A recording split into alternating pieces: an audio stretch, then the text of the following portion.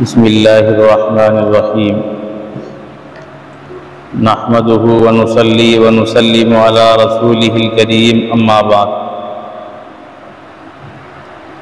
وعن ابن مسعود رضی اللہ تعالی عنہ قال من کان مستنا فلیستن بمن قد قام قد مات فإن الحي لا تؤمن عليه الفتنة اولئک اصحاب محمد صلی اللہ تعالی علیہ وسلم كانوا افضل هذه الامة ابرها قلوبا واعمقها علما واقلها تكلفا اختارهم الله لصحبة نبيه صلی اللہ علیہ وسلم ولإقامة دينه فأعرفوا لهم فضلهم واتبعوهم على أثرهم وتمسكوا بما استطعتم من أخلاقهم وسيرهم فإنهم كانوا على الهدى المستقيم رواه رزين۔ حضرت عبداللہ ابن مسعود رضی اللہ تعالیٰ عنہ فرماتے ہیں کہ جو آدمی اچھے طریقے پر چلنا چاہتا ہے تو وہ ان لوگوں کے طریقے کو اختیار کرے جو اس دنیا سے جا چکے ہیں، وفات پا چکے ہیں۔ قد مات فإن الحي لا تؤمن عليه الفتنة، اس لیے کہ زندہ آدمی فتنوں سے محفوظ نہیں ہوتا، کہ دنیا سے چلا جاتا ہے وہ فتنوں سے محفوظ ہو جاتا ہے۔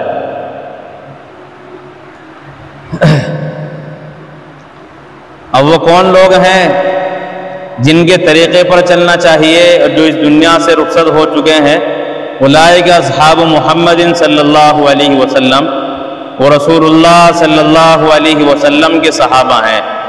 کانوا افضل هذه الامہ، وہ اس امت کے افضل ترین لوگ ہیں۔ ابرها قلوبا، ان کے دل نیک ہیں۔ واعمقها علما، اور ان کا علم بھی پختہ ہے۔ واقلها تکلفا، اور وہ بہت کم تکلف کرنے والے ہیں۔ اللہ تعالیٰ نے انہیں اپنے نبی کی صحبت کے لیے چن لیا ہے، اور اللہ تعالیٰ نے اپنے دین کو قائم کرنے کے لیے ان کا انتخاب کیا ہے۔ لہذا تم لوگ رسول اللہ کے صحابہ کی فضیلت کو پہچان لو اور ان کے نقش قدم پر چلو، اور جہاں تک ہو سکے ان کے اخلاق اور ان کی عادات کو مضبوط تھام لو، اس لیے کہ یہ لوگ صراط مستقیم اور ہدایت پر تھے۔ مذکورہ روایت میں حضرت عبداللہ ابن مسعود رضی اللہ تعالیٰ عنہ نے نبی اکرم علیہ السلام کے صحابہ کی فضیلت کو بیان کیا ہے، اور صحابہ کا مقام کیا ہے اس کی جانب مختصر سے الفاظ میں حضرت عبداللہ ابن مسعود نے اشارہ کیا کہ جو آدمی یہ چاہتا ہو کہ میں اچھے طریقے پر چلوں، بہترین طریقہ مجھے حاصل ہو جائے، تو وہ ان لوگوں کے طریقے کو اختیار کرے جو وفات پا چکے ہیں۔ اور پھر وفات پانے والے وہ کون لوگ ہیں جن کے طریقے پر چلنا چاہیے؟ فرمایا کہ وہ نبی علیہ السلام کے صحابہ ہیں۔ تو جو بھی آدمی یہ چاہتا ہو کہ مجھے بہترین طریقہ ملے جس کے ساتھ میں زندگی گزاروں، تو وہ صحابہ کے طریقے کو اختیار کر لے، اسے بہترین طریقہ حاصل ہو جائے گا۔ اور پھر آگے چند فضیلتیں آپ نے ارشاد فرمائی کہ کانوا افضل هذه الامہ، نبی علیہ السلام کے صحابہ اس امت کے بہترین لوگ ہیں۔ اور اللہ تبارک و تعالی فرماتے ہیں کنتم خیر امۃ اخرجت للناس، کہ تم بہترین لوگ ہو جو اللہ تعالیٰ نے لوگوں کے فائدے کے لیے بھیجا ہے۔ تو اللہ تعالیٰ نے بھی صحابہ کو خیر امت کہا ہے، بہترین افراد کہا ہے۔ اور پھر آگے فرماتے ہیں ابرہا قلوبا، کہ نیکی کے اعتبار سے ان کے دل بڑے نیک ہیں، اس لیے کہ اللہ تبارک و تعالیٰ نے ان کے دلوں کا بھی امتحان لیا ہے۔ اللہ فرماتے ہیں اولئک الذین امتحن اللہ قلوبہم للتقوی، اللہ تعالیٰ نے ان لوگوں کا امتحان لیا ہے تقوی کے اعتبار سے۔ اور پھر اس امتحان میں اللہ تعالیٰ نے انہیں کامیابی کا مزہ بھی سنایا ہے۔ اللہ تعالیٰ فرماتے ہیں کہ ان کے دل ایسے ہیں کہ ان کے دلوں کے ساتھ ایمان کو جوڑ دیا گیا ہے۔ وَأَلْزَمَهُمْ كَلِمَةَ التَّقْوَى وَكَانُوا أَحَقَّ بِهَا وَأَهْلَهَا کہ کلمہ تقوی ان کو لازم ہے۔ جس طرح سورج سے روشنی جدا نہیں ہوتی چاہے وہ بادل کی وجہ سے نظر نہ آتی ہو، اسی طریقے سے صحابہ کرام کے دلوں سے کلمہ تقوی جدا نہیں ہوتا۔ اس طرح سورج کے لیے دھوپ لازم ہے، روشنی لازم ہے، اسی طریقے سے صحابہ کے لیے تقوی لازم ہے، وہ ایک دوسرے سے جدا نہیں ہو سکتے۔ اس طرح برف سے ٹھنڈک کو جدا نہیں کیا جا سکتا، آگ سے حرارت کو علیحدہ نہیں کیا جا سکتا، اسی طرح صحابہ کرام کو کلمہ تقوی سے علیحدہ نہیں کیا جا سکتا۔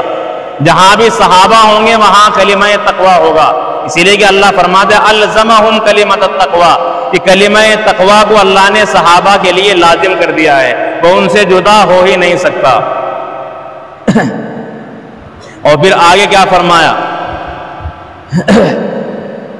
ایک تو یہاں الزم کا جو لفظ اللہ نے استعمال کیا ہے، ہر آدمی کو کلمے کی ضرورت ہے، لیکن یہاں جو لفظ کلمہ استعمال کیا اس کے متعلق اللہ آگے فرماتے ہیں وَكَانُوا أَحَقَّ بِهَا وَأَهْلَهَا اور صحابہ کرام ہی کلمے کے زیادہ حقدار اور کلمے کے سب سے زیادہ اہل ہیں، ان سے زیادہ کوئی کلمے کا اہل بھی نہیں ہے اور حقدار بھی نہیں ہے۔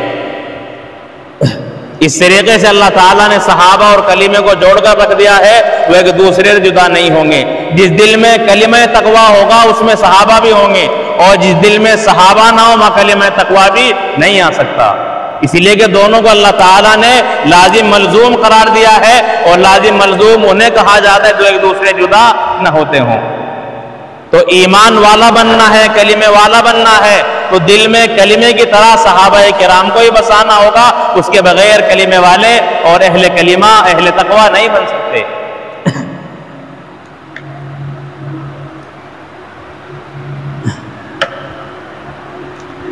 مختلف آیات میں اللہ تبارک و تعالی نے صحابہ کی عظمت کو بیان کیا ہے۔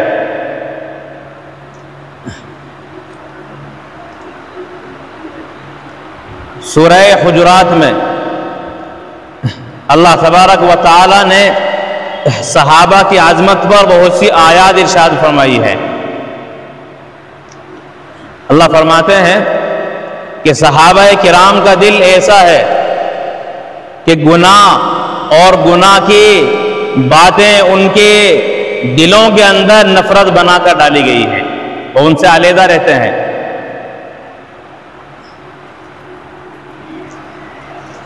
وَلَكِنَّ اللَّهَ حَبَّبَ إِلَيْكُمُ الْإِيمَانَ اللہ تعالیٰ فرماتا ہے کہ ایمان کو صحابہ کے لیے محبوب بنا دیا ہے۔ ہر آدمی دنیا کے اندر الگ الگ چیزوں سے محبت کرتا ہے، لیکن صحابہ کرام کے لیے جو اللہ نے محبوب بنایا وہ دنیا نہیں بلکہ ایمان کو محبوب بنایا ہے۔ وَلَكِنَّ اللَّهَ حَبَّبَ إِلَيْكُمُ الْإِيمَانَ اور آگے فرماتے وَزَيَّنَهُ فِي قُلُوبِكُمْ کہ اللہ تعالیٰ نے ایمان کو تمہارے دلوں میں مزین اور خوبصورت بنا دیا ہے۔ کسی چیز کو بنایا جائے، سنوارا جائے اور پھر اس کا سنگار کیا جائے، خوبصورت جب چیز بن جاتی ہے اسے کہا جاتا ہے مزین۔ تو اللہ فرماتے وَزَيَّنَهُ فِي قُلُوبِكُمْ کہ اللہ تعالیٰ نے ایمان کو سجا کر اس کا میک اپ کر کے صحابہ کے دلوں میں سجا دیا ہے۔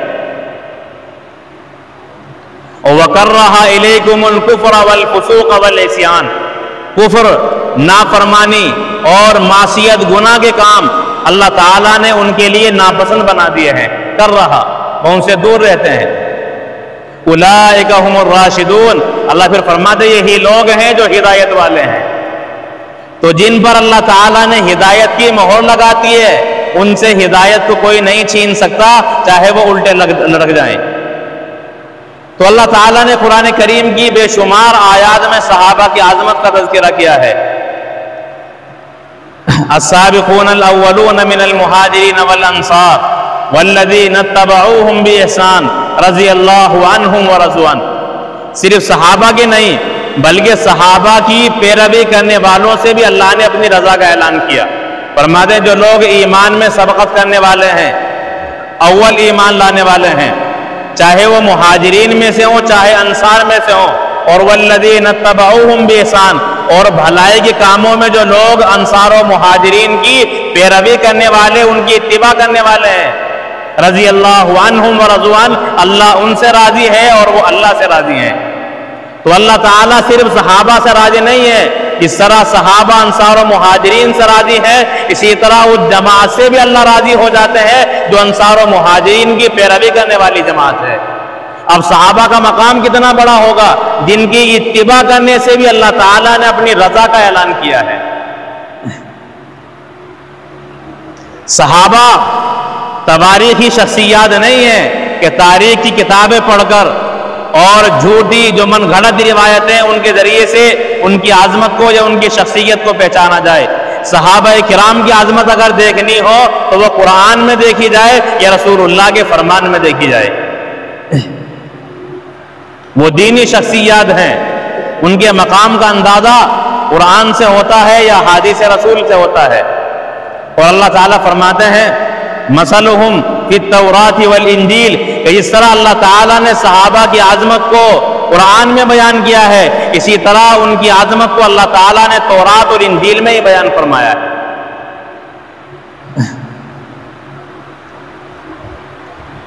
علامہ جلال الدین سیوطی علیہ الرحمہ الخصائص الکبریٰ کے اندر لکھتے ہیں کہ رسول اللہ صلی اللہ علیہ وسلم کو جب معراج ہوئی تو معراج میں اللہ کے رسول علیہ السلام نے حضرت ابو بکر صدیق کا نام صدیق لکھا ہوا دیکھا ہے۔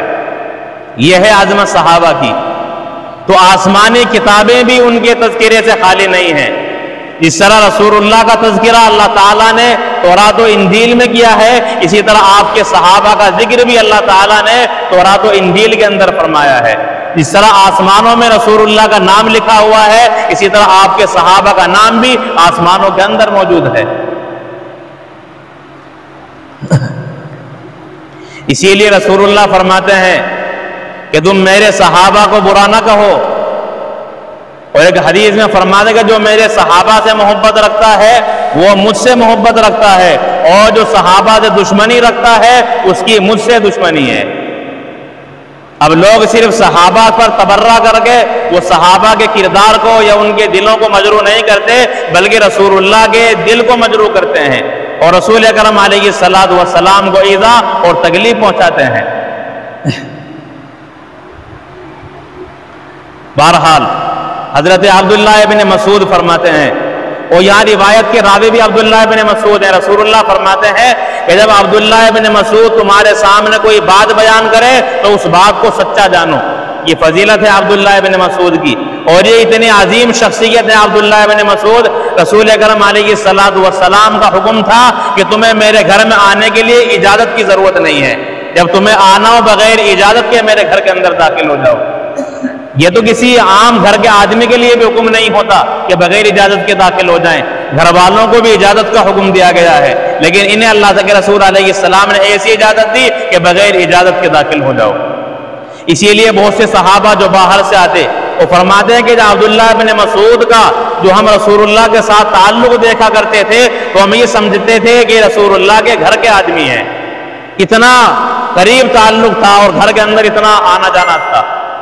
جب اللہ کے رسول علیہ السلام جناتوں کی جماعت کو ایمان سکھانے کے لیے اور دین سمجھانے کے لیے پہنچتے ہیں تو تمام صحابہ میں سے عبداللہ ابن مسعود کا انتخاب کرتے ہیں، اور پھر آپ دائرہ بناتے ہیں، اس دائرے کے اندر عبداللہ ابن مسعود کو کھڑا کر دیتے ہیں، فرماتے کہ اس دائرے کو پار نہیں کرنا، اور پھر جناتوں کی جماعت کو آپ تبلیغ کرتے ہیں، انہیں دین کی دعوت دیتے ہیں، اور پھر واپسی میں عبداللہ ابن مسعود سے ملاقات کرتے ہیں، آپ جناتوں کے حالات بیان کرتے ہیں کہ اس طرح جماعت آئی ہے اور اندیشہ ہونے لگا تھا کہ وہ چک لیں گے۔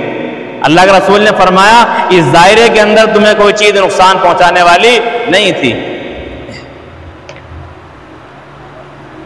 بہرحال لوگوں کو لکشمن ریکھا یاد ہے، یہ رسول اللہ کی ریکھا مسلمانوں کو یاد نہیں ہے، اسی لیے کہ سیرت کا علم نہیں ہے۔ تو عبداللہ ابن مسعود فرماتے ہیں جب کوفے کو بسایا گیا، اس کوفے میں جو تعلیم کا سلسلہ قائم کیا ہے عمر فاروق رضی اللہ تعالیٰ عنہ نے، اس یونیورسٹی کے پرنسپل عبداللہ ابن مسعود کو بنایا ہے۔ اور پھر آپ نے کوفے کے اندر علم کو اور دین اسلام کو اس طریقے سے چمکایا کہ جب علی المرتضیٰ کوفہ پہنچتے ہیں اور عبداللہ ابن مسعود کے شاگردوں کو دیکھتے ہیں تو حضرت علی رضی اللہ تعالیٰ عنہ فرماتے ہیں کہ عبداللہ ابن مسعود کے شاگرد کوفہ شہر کا چراغ ہیں، ان کے بغیر یہاں کوفے میں روشنی نہیں ہو سکتی۔ تو گویا عبداللہ ابن مسعود کے شاگردوں پر جو مہر لگائی ہے اور جو سند دی ہے وہ سند حضرت علی المرتضیٰ رضی اللہ تعالیٰ عنہ نے عطا فرمائی ہے۔ جب آپ کے شاگردوں کے بارے میں اتنی بات بیان کی ہے تو اللہ عبداللہ ابن مسعود کا مقام و مرتبہ کیا ہوگا۔ اسی لیے امام اعظم ابو حنیفہ علیہ الرحمہ جو مسائل اخذ کرتے ہیں تو زیادہ تر ہمارے احناف کے مسائل کا دار و مدار وہ حضرت علی المرتضیٰ اور عبداللہ ابن مسعود رضی اللہ تعالیٰ عنہما کے مسائل پر رکھا گیا ہے، ان کے دلائل پر رکھا گیا ہے۔ بہرحال یہ موضوع بہت تفصیل طلب ہے، لیکن نیند کا غلبہ ہو جاتا ہے تو پھر دل نہیں کرتا بتانے کے لیے۔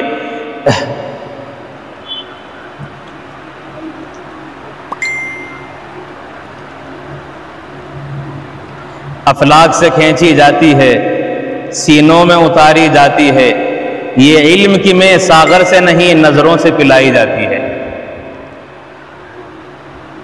تو عبداللہ بن مسعود فرماتے ہیں کانو افضل ہذی الامہ، یہ نبی کے صحابہ اس امت کے افضل لوگ ہیں، ابرہا قلوباً، اور نیکی کے اعتبار سے ان کے دل سب سے زیادہ نیک ہیں، وَأَعْمَقَهَا عِلْمًا، اور ان کے علم کے اندر بڑی گہرائی ہے۔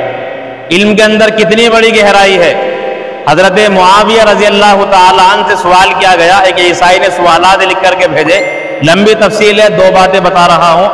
آپ سے ایک سوال یہ کیا گیا کہ ایک جاندار بھی نہیں ہے، کوئی چیز ہے جاندار بھی نہیں ہے، اسے ماں کہا گیا ہے۔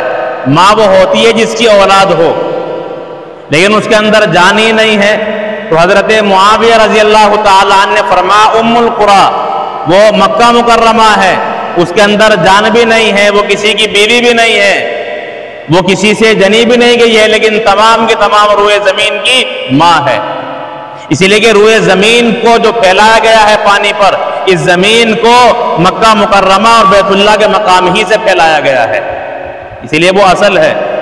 اسی طرح آپ سے سوال کیا گیا کہ ایک جاندار بھی نہیں ہے لیکن اس کے باوجود بھی وہ سانس لیتا ہے، جس کے اندر جان ہوتی ہے وہ سانس لیتا ہے، وہ جب جان ہی نہ ہو یا کوئی جاندار ہو، جب جان نکل جائے پھر وہ سانس نہیں لیتا۔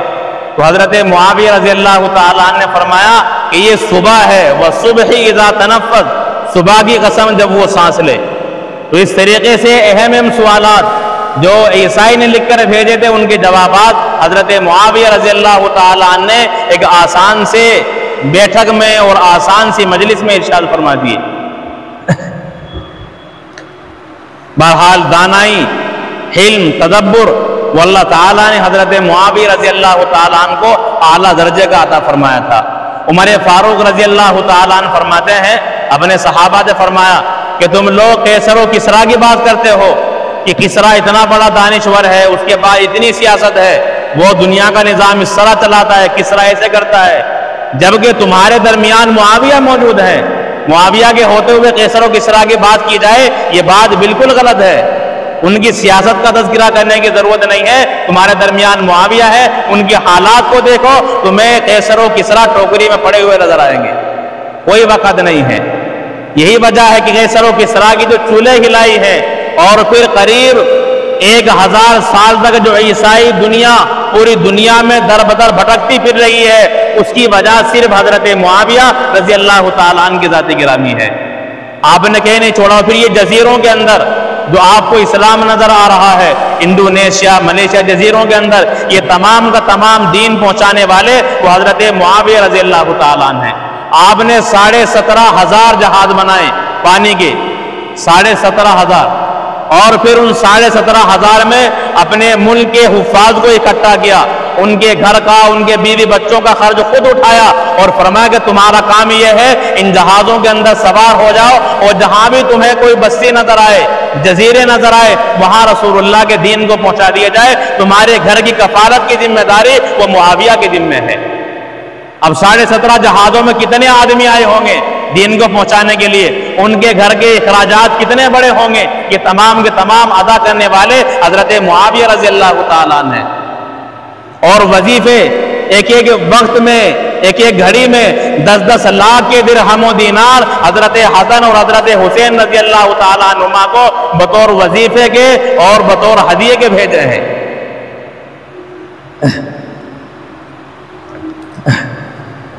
بہرحال تو وَأَعْمَقَهَا عِلْمًا، عبداللہ بن مسعود فرماتے کہ صحابہ کا علم وہ زیادہ گہرا علم ہے، وَأَقَلَّهَا تَكَلُّفًا، اور وہ تکلف بہت کم کرنے والے ہیں، وہ تکلفات میں نہیں رہتے، بناؤ سنگار میں۔ جب حضرت عمر فاروق رضی اللہ تعالیٰ عنہ شام کے اندر پہنچے اور دیکھا حضرت معاویہ کا لباس بڑا شاہانہ ہے، تو حضرت عمر فاروق رضی اللہ تعالیٰ عنہ بڑے سخت تھے اپنے حاکموں کے معاملے میں بھی، گرچہ شام کی حکومت معاویہ کے حوالے تھی، مگر حضرت عمر کا کنٹرول بڑا زبردست تھا۔ آپ نے فرمایا کہ یہ لباس شاہانہ لباس، تو حضرت معاویہ رضی اللہ تعالیٰ نے اپنا وہ شاہانہ لباس اتار دیا اور اندر سے دیکھا وہ ٹانکوں والا اور ٹاٹ کا لباس موجود تھا۔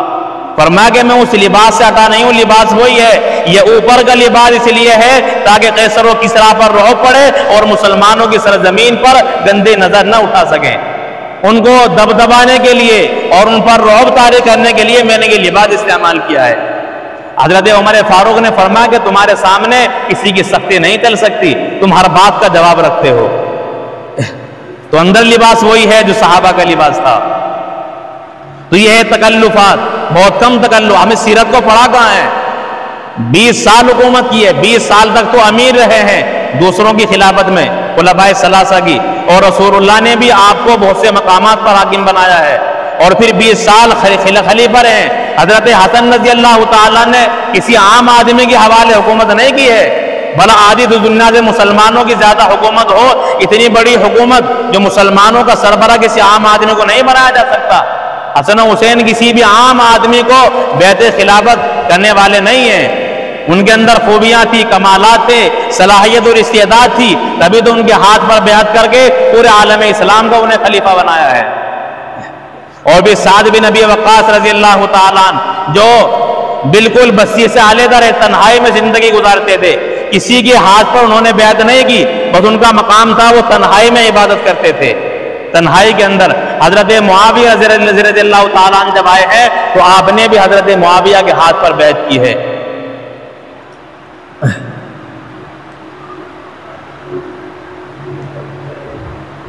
اختارہم اللہ لصحبت نبیہ، عبداللہ بن مسعود فرماتے ہیں کہ اللہ کے نبی علیہ السلام کے صحابہ کو اللہ تعالیٰ نے چنا ہے، ان کا انتخاب کیا ہے، اور اللہ کے نبی کے صحابہ کو جب اللہ نے چن لیا ہے تو اللہ کے چنے ہوئے اللہ کا انتخاب غلط نہیں ہو سکتا۔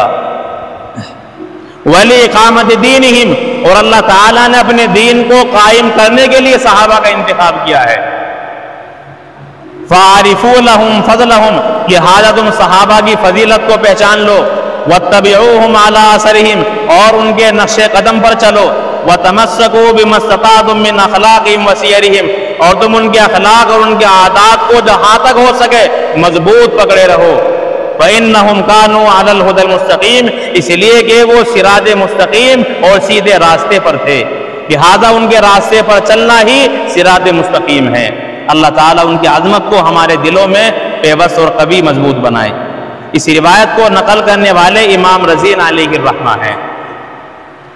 سبحان اللہ بحمدہ، سبحانک اللہم